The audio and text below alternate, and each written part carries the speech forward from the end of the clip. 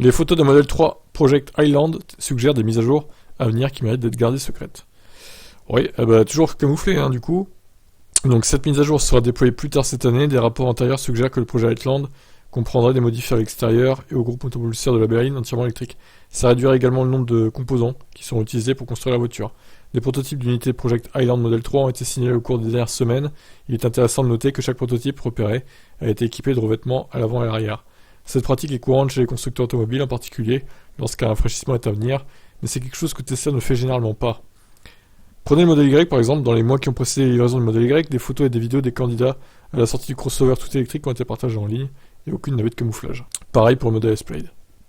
Et lorsque Tesla a finalement amené un modèle Y en Allemagne, la société a semblé se moquer de la pratique consistant à camoufler les véhicules à venir lorsqu'elle a posé un autocollant sur le multisegment tout électrique indiquant Note the Model Y. Ok, super. Quel humour. En gardant ça à l'esprit, il pourrait être justifié de déduire que le modèle 3 Project Highland de Tesla comporterait des changements extérieurs qui justifieraient un véritable camouflage, ce que ces changements resteraient à voir. Mais Tesla doit avoir une assez bonne raison pour masquer les parties du véhicule en question.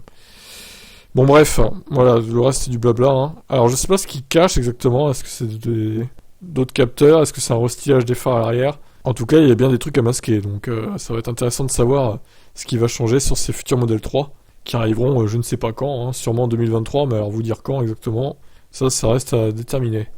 Je vous laisse commenter.